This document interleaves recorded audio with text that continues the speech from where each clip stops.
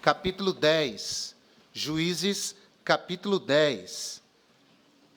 Eu quero ler a partir do versículo 6. Juízes, capítulo 10.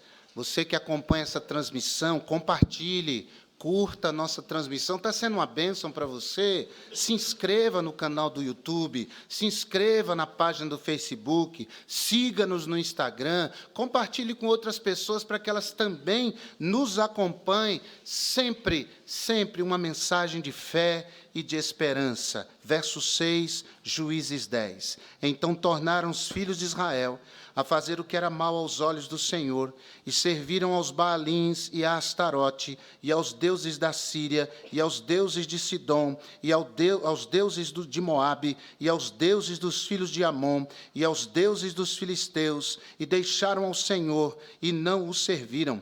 E a ira do Senhor se acendeu contra Israel, e vendeu-nos nas mãos dos filisteus e nas mãos dos filhos de Amon, e naquele mesmo ano oprimiram e vexaram aos filhos de Israel. 18 anos oprimiram a todos os filhos de Israel que estavam além do Jordão, na terra dos amorreus, que está em Gileade. Até os filhos de Amon passaram o Jordão para pelejar contra Judá e contra Benjamim e contra a casa de Efraim, de modo que Israel ficou muito angustiado. Então os filhos de Israel clamaram ao Senhor, dizendo: contra ti havemos pecado, visto que deixamos a nosso Deus e servimos aos Baalins. Porém o Senhor disse aos filhos de Israel: porventura dos egípcios e dos amorreus e dos filhos de Amon e dos filisteus e dos sidônios e dos amalequitas e dos moabitas que vos oprimiam, quando a mim clamastes,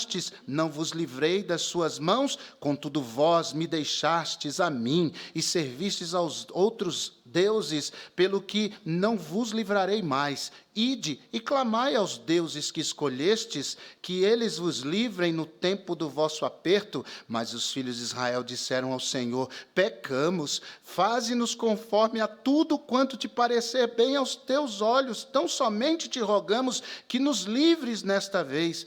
E tiraram os deuses alheios do meio de si, e serviram ao Senhor. Então se angustiou a sua alma por causa da desgraça de Israel. E os filhos de Amon se reuniram e se acamparam em Gileade. E também os de Israel se congregaram e se acamparam em Mispá. Então o povo e os príncipes de Gileade disseram uns aos outros: quem será o homem que começará a peleja contra os filhos de Amon?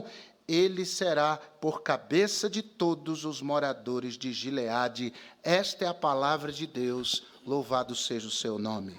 Obrigado, Senhor, abençoa-nos. Só a leitura já é abençoadora, mas que o Senhor venha ruminar essa leitura em nosso coração para nos abençoar e salvar vidas aqui. Oramos em nome de Jesus. Amém. Podem sentar-se. Esta é a história de todos nós. O livro de Juízes é um livro fantástico, é um livro extraordinário. Se você nunca leu, leia. As histórias são tremendas, arrebatadoras, extraordinárias. Mas o livro dos Juízes conta, irmãos, na verdade, a história do povo de Deus com o seu Deus. Uma história de altos e baixos. Uma história de desobediência e arrependimento. Uma história de quedas e também de levantamentos. Uma história que muito bem pode se assemelhar à nossa história, porque nós somos falhos e nos assemelhamos muito à nação de Israel. Eu leio Juízes como quem olha para um espelho e se vê. Aliás, a leitura mais proveitosa da Bíblia é essa. É quando a gente lê a Bíblia como um espelho que nos confronta. Quando a gente olha para a Bíblia como um espelho e vê a nós mesmos ali, nossas fragilidades, nossas contradições, mas também a palavra não só aponta essas questões difíceis em nós, mas ela também aponta os caminhos, a solução, a saída para aquela situação. Então Israel vivia uma gangorra espiritual e muitas vezes nós passamos por fases na vida cristã também de gangorra espiritual. Ora quentes, fervorosos na fé, ora mornos, ora frios, ora nós estamos desanimados, ora somos campeões da confiança em nosso Deus. É por isso, gente, que essa passagem lida me chama a atenção. Porque na história de Israel, eu encontro a história de todos nós. E eu encontro a história de todos nós nessa passagem através de 4 fatos que ela nos revela. O primeiro fato é o que diz que onde há pecadores, haverá pecado. O versículo 6, nós lemos, diz que o povo de Israel havia transgredido. Mas não é só isso. Diz que o povo de Israel, ele voltou a transgredir, voltou a fazer o que era mal aos olhos do Senhor. Eles tornaram a cair, eles tornaram a pecar, igualzinho a gente. Quantas vezes, irmãos, nós, diante do nosso erro, nos arrependemos, fazemos promessas a Deus, dizemos que não faremos mais. Quantas vezes, quando somos tirados de uma angústia na nossa vida pelo Senhor, nós dizemos a Deus que vamos andar com passos de fidelidade, nós dizemos que vamos acertar as nossas pendências com Deus, nós dizemos que vamos ser fiéis nas nossas finanças, fiéis no congregar, na presença na igreja, na presença com os irmãos, fiéis no fruto, trabalhando, frutificando para Deus, fiéis no testemunho de vida, pregando com palavras e através da nossa atitude. Dizemos que nunca mais vamos fazer e quantas vezes retrocedemos, quantas vezes caímos no mesmo erro, quantas vezes pecamos, voltamos a pecar, reincidimos naquelas dificuldades. E a Bíblia diz que Deus sabe de tudo isso. Antes mesmo que aconteça, Deus sabe inclusive da nossa estrutura. No Salmo 103, versículo 14, diz que Deus sabe a nossa estrutura e sabe que nós somos pó, que nós somos frágeis, que nós somos incapazes de nos mantermos de pé por nós mesmos, incapazes de mantermos o padrão que Deus quer para a nossa vida por nós mesmos, incapazes de viver sem pecar. Por nós mesmos. Essa é a realidade de todos nós, é a história de todos nós somos uma fonte de contradição. É claro que Paulo disse em Romanos 6, verso 1, permaneceremos, pois, no pecado para que a graça sobre nós seja abundante? De modo nenhum. Ninguém brinque com Deus. Ninguém brinque com Deus. Deus está vendo.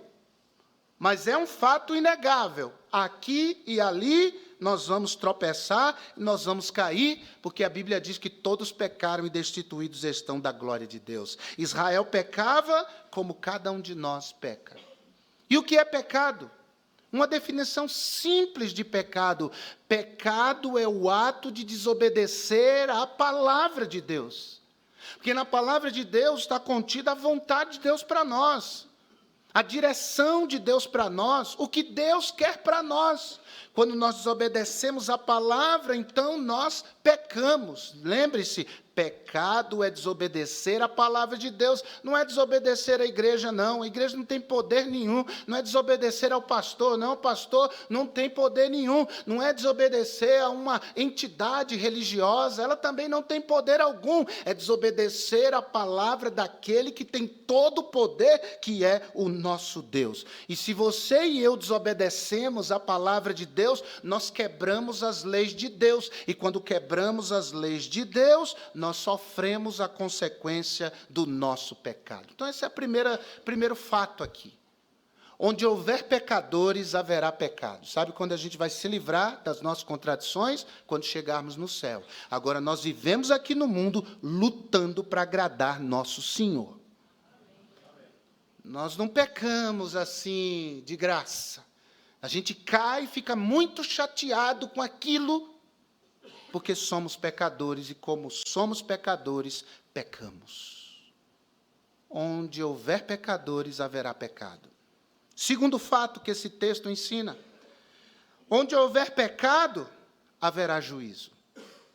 O versículo 7 e 8 diz que a ira do Senhor se acendeu sobre a nação de Israel por causa do seu pecado. Todo pecado provoca juízo. Nós controlamos nossas decisões, mas não controlamos as consequências das nossas decisões. Nós somos livres para plantar. Nós podemos plantar o que quisermos, mas não podemos escolher o que vamos colher. Gálatas 6:7 diz que tudo que o homem semear, isso também ceifará. Provérbios 26, verso 2 diz que a maldição sem causa não virá.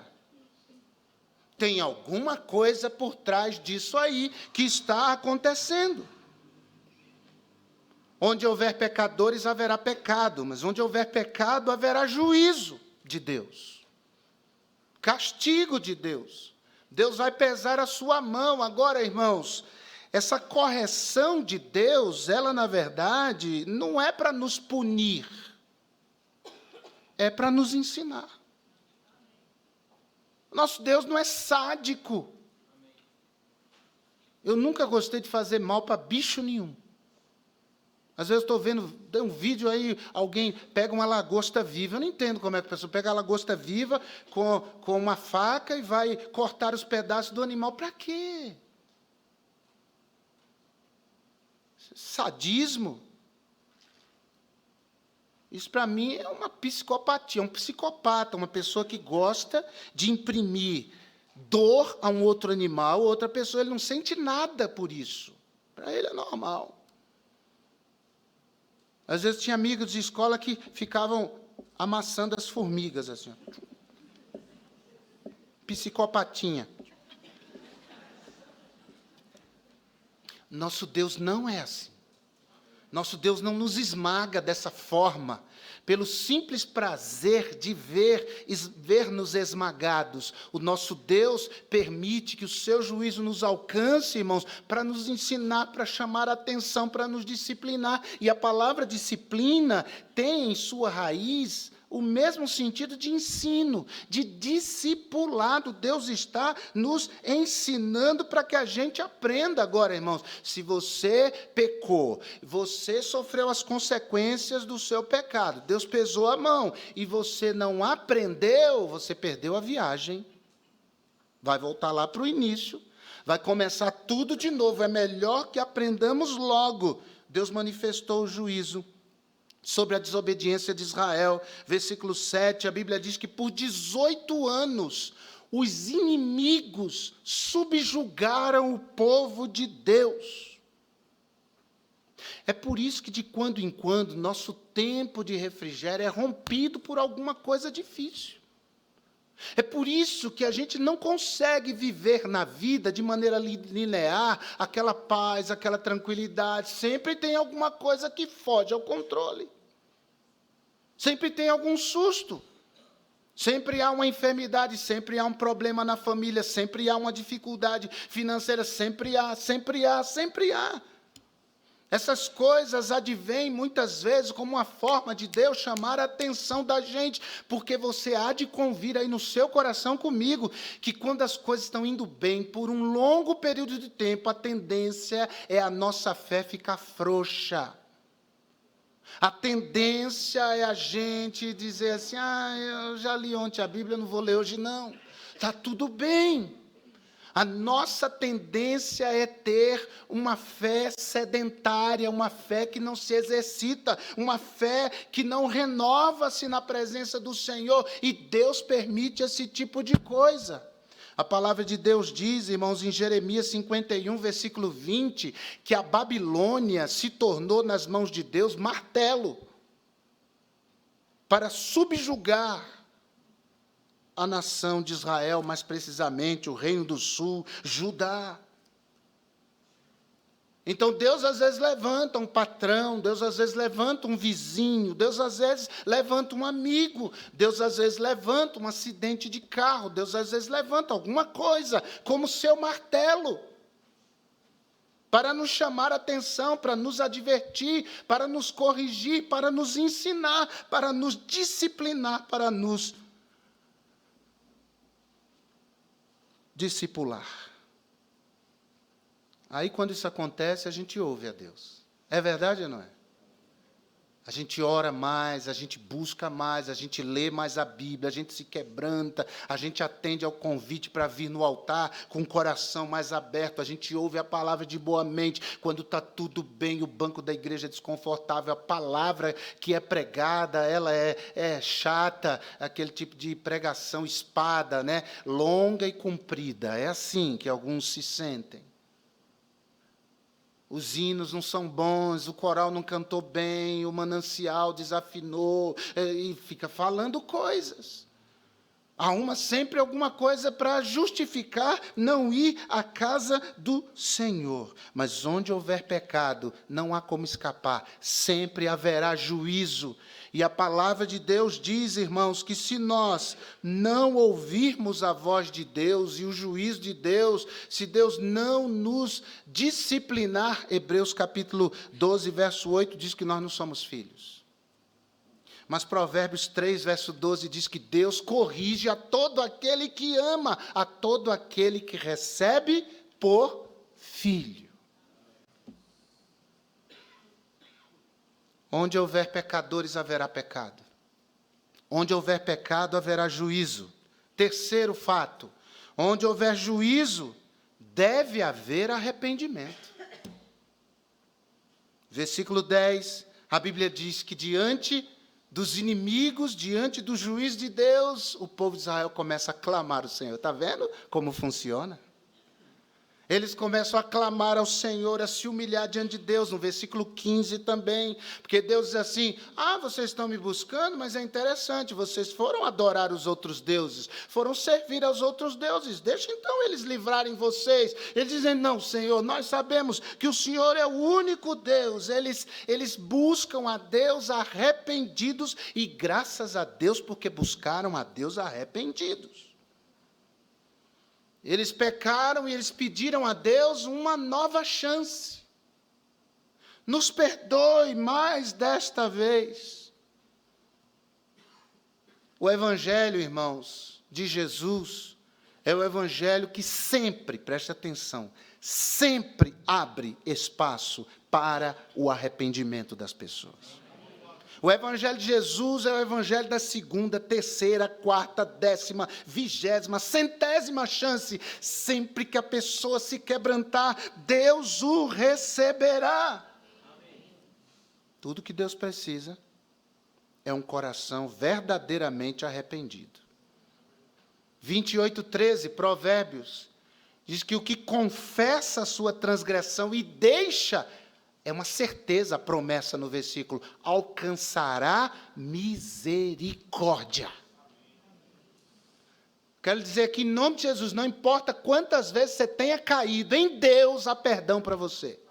Se você se arrepender, se você quebrar o seu coração diante de Deus, Deus vai receber e vai perdoar você. Deus não quer explicação, Deus quer confissão. Porque às vezes a gente explica demais. Acontece às vezes na oração, né? A gente vai orar, Senhor Deus, nosso Pai, Deus de Abraão, de Isaac, de Jacó, de Israel, Deus que abriu o mar vermelho, Deus está lá assim. Eu sei que eu fiz tudo isso, eu sei que eu sou tudo isso. Como a tua palavra diz lá em Provérbios, capítulo 15, versículo 2, aí Deus diz assim, eu sei, eu que escrevi isso aí, A gente explica demais. Senhor, eu errei, mas o Senhor sabe, é que aquele irmão também mexeu comigo, eu explodi. Tem sempre uma explicação. A gente explica demais. Deus não quer explicação, Deus quer confissão. Lembra da mensagem de hoje pela manhã? Filho pródigo chegou para o pai e disse, pai, pequei contra o céu e diante de ti. Pequei. É isso. O pai já abraçou, já disse, mata o novilho, coitado do novilho, sobrou para ele. Mata o novilho, convida todo mundo, vamos fazer uma festa. Esse filho estava morto, reviveu, perdido e foi achado. E a palavra mágica ele disse, pequei. A gente explica demais. Tu me amas, Pedro? Pedro, Senhor, tu sabes tudo. Tu sabes que eu te amo. É só isso que Jesus quer saber. Ele não quer saber onde, quando, porquê, como. Ele não quer saber isso. Ele quer saber se você está arrependido de verdade. Às vezes a gente transfere a culpa, né, para o outro. Mas é difícil assumir. Quando você for pedir perdão para alguém, faça isso. Olha, me perdoe porque eu não devia ter falado aquilo. Pronto. Não fica assim, me perdoe porque eu não devia ter falado aquilo. Mas você também, você faz raiva em mim. Isso não é pedido de perdão. Que pedido de perdão é esse? O pedido de perdão é pequei. Me perdoe porque eu errei. Ponto. A confissão não faz bem para Deus. A confissão faz bem para nós. Porque Deus sabe tudo. Antes de você falar, Deus já sabia. Antes de você saber, Deus já sabia. Mas faz muito bem para nós confessarmos os nossos pecados diante do Senhor. Isso é terapêutico, isso produz cura. Isso cura azia, isso cura gastrite, isso cura insônia. Em alguns casos, a confissão cura, porque essas coisas estão acontecendo por causa de pecado não confessado. Salmo 32, não é assim? Não é o que Davi diz lá no 32? Enquanto eu guardei, enquanto eu não confessei, enquanto eu encalacrei no meu coração, eu adoeci, eu envelheci, o meu humor se tornou como um deserto. Bom dia, por que bom dia? Brigava com todo mundo. Por quê? Pecado não confessado. Aí ele diz assim, até que eu confessei o meu pecado, eu não encobri a minha iniquidade e o Senhor me perdoou. Lá com Natã foi assim. Quando Natã diz assim, é você o adúltero, ele cai, blum. Ele desaba. E depois ele diz para Natã, eu pequei. Aí Natã diz, e Deus perdoou a tua iniquidade. Para de explicar, para de justificar, para de criar teses, para com isso, para de teorizar, para. Sob o ponto de vista moral, Davi pecou muito mais do que Saul. Eu diria que na vida, Saul pecou muito menos do que Davi. Mas os arrependimentos de Saul era conversa fiada. Os arrependimentos de Saul era choro. Lá diante de Davi, eu podia ter te matado, está vendo aqui, ó? Eu podia ter matado, o senhor estava aí pertinho, o senhor não viu. Aí eu peguei a tua capa, olha aqui, eu podia ter te matado. Ele, é verdade, garoto, desculpa. Não, a gente não vai brigar mais. Ele era sogro do Davi, hein? Não vamos brigar mais. Isso não aconteceu na novela, não, foi a Bíblia que diz. Aí passavam uns dias, Saul já estava lá, esse garoto, vou matar ele. Esses eram os arrependimentos de Saul. Arrependimento não é choro. Tem gente que chora, mas não se arrepende de verdade. Arrependimento não é blá, blá, blá, não é verborragia. Arrependimento, eu diria, é muito mais sentimento e consciência de pecado do que palavra. Palavra é pouca, pequei, me perdoa. É isso. E por que é que Deus perdoa? Porque entre nós e Deus há uma cruz. Porque entre nós e Deus há o sacrifício do Cordeiro, Jesus Cristo. É por isso que a Bíblia diz, se nós confessarmos os nossos pecados, Deus é fiel, é justo para nos perdoar os pecados e nos purificar de toda injustiça. Porque entre nós e o nosso pecado se interpõe a cruz de Cristo. É por isso que quando vai se expulsar um demônio, diz em nome de Jesus. Mas quando se vai falar do Evangelho, se fala do sangue de Jesus para o perdido. O sangue salva, o nome de Jesus derruba, humilha. Ao nome de Jesus, a Bíblia diz, todo joelho se dobrará. Mas por via das dúvidas, né, pastor? Vai nos dois.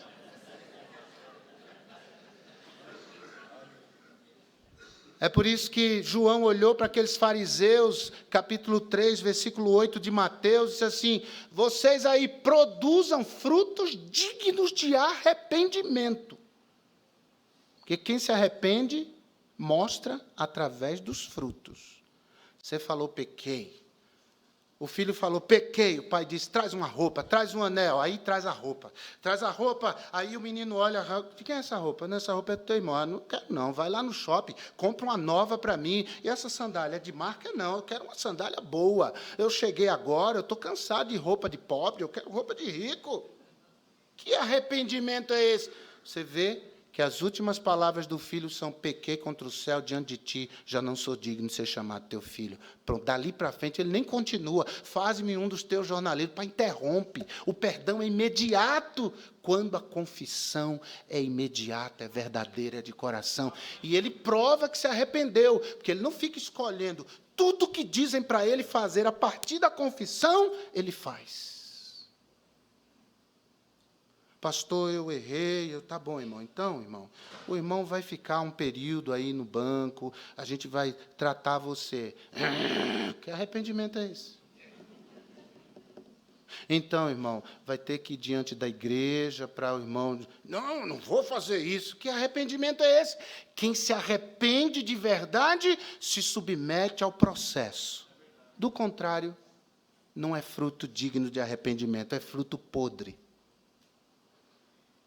Quarto e último fato. Lembram? Onde houver pecadores, haverá perdão. Ou melhor, haverá pecado. Onde houver pecado, haverá juízo.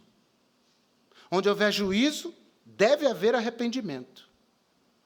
Mas, por último, onde houver arrependimento, haverá perdão. Glória a Deus por isso.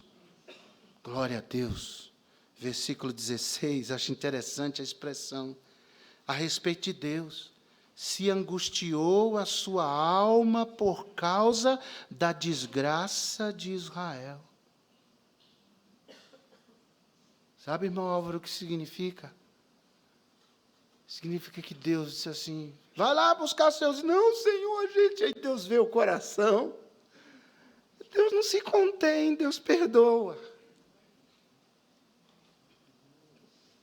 Às vezes a gente já perdoou a pessoa, mas a gente fica matando na unha.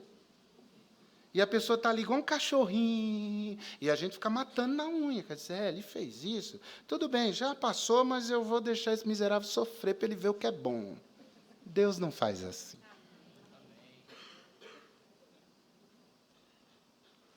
Quando Deus vê o arrependido, me perdoem a expressão. Deus não resiste. É arrependido, tem perdão.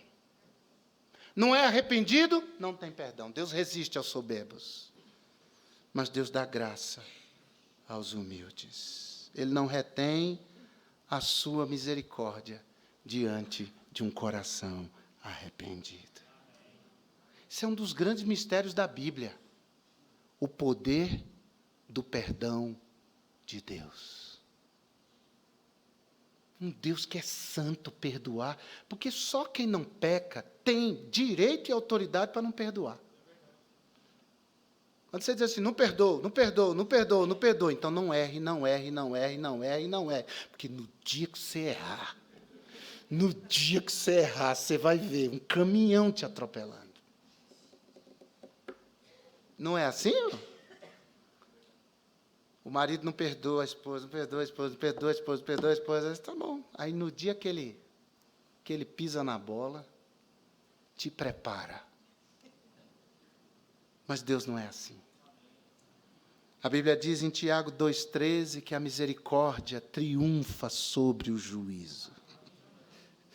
A Bíblia diz no Salmo 51, versículo 17, que os sacrifícios para Deus são um espírito quebrantado. E aí vem uma ode ao perdão de Deus, gracioso de Deus. A um coração quebrantado e contrito, não desprezarás, ó Deus. Onde houver arrependimento, haverá perdão. Ele é teimosamente perdoador. Mas vejam o que o texto diz. Que o povo agiu concretamente. E Deus agiu misericordiosamente. O que é que o povo fez? Ah, é os ídolos? Ou nós vamos jogar fora esses ídolos, nós vamos quebrar esses ídolos, nós vamos queimar esses ídolos, aqueles Baalins, as estátuas de Baal, de Acera, dos deuses dos amorreus, dos heteus, dos jebuseus, daquele povo todo pagão. Eles, nós vamos destruir tudo isso, vamos queimar tudo isso. Essa é a condição, pois a gente faz, e Deus perdoou. Porque toda vez que você dá um passo de arrependimento na direção de Deus, Deus dá passos na sua direção, passos de graça, de misericórdia, de bondade. Tanto é que em Isaías 55, Isaías, usado por Deus, chama o povo à comunhão com Deus, ao arrependimento na presença de Deus, e ele diz, olha, porque o nosso Deus está pronto para perdoar. Ele é rico em perdoar. Eu vou repetir aqui, em nome de Jesus. Não importa o que você fez, não importa por onde você andou, não importa. Nosso Deus é um Deus cheio de perdão. Se você se arrepender hoje, você que me acompanha pela internet, não interessa o que você fez, Deus perdoou Manassés. Manassés queimou seus filhos no fogo aos ídolos. Manassés adorou a todas as estrelas, aos luminares, ao sol, à lua. Ele construiu nichos de adoração por todo Israel. O juízo de Deus veio sobre ele. Ele foi parar na Babilônia, preso, numa prisão fétida, escura, sombria. E ali ele clamou a Deus. Ali ele pediu perdão a Deus. Ali ele acertou as contas com Deus. E sabe o que Deus fez? Deus o perdoou e o tirou de lá. Porque Deus não lança os nossos pecados no nosso rosto, mas Ele derrama sobre nós o seu perdão e a sua misericórdia. O Salmo 86, verso 5 diz, pois tu, Senhor, és bom. É por isso que você tem que vir à casa de Deus alegre, contente, animado. Deixa a tristeza lá para fora. E quando sair, esquece ela lá fora. Vai-te embora com a alegria do Senhor. Porque o nosso Deus é bom e pronto a perdoar e abundante em benignidade para todos os que te invocam. Essa é a história de todos nós. É a história de erros, de altos e baixos. Mas se o arrependimento chegar de coração, vai encontrar um Deus, como o pastor Carlos Júnior pregou hoje, de braços abertos. Nós vamos encontrar o abraço de Deus. E que seja assim, na minha e na sua vida, em nome de Jesus. Agora, quem diz o final da história, quem diz o final da sua história, é você. Você pode sair daqui sem que essa palavra tenha movido 1 milímetro da sua vida espiritual. É um direito que você tem. Mas tenha certeza, a sua vida vai continuar do mesmo jeito, não muda nada. Mas se você ouvir essa palavra de boa mente e abrir o seu coração para ela, e deixar ela frutificar na sua vida, você muda o final da sua história. Porque o nosso Deus é craque. O nosso Deus é especialista em mudar o final da história daqueles que arrependidos o buscam e conhecem a grandeza e o poder das suas misericórdias e do seu perdão. Você podia orar comigo agora? Mas orar mesmo.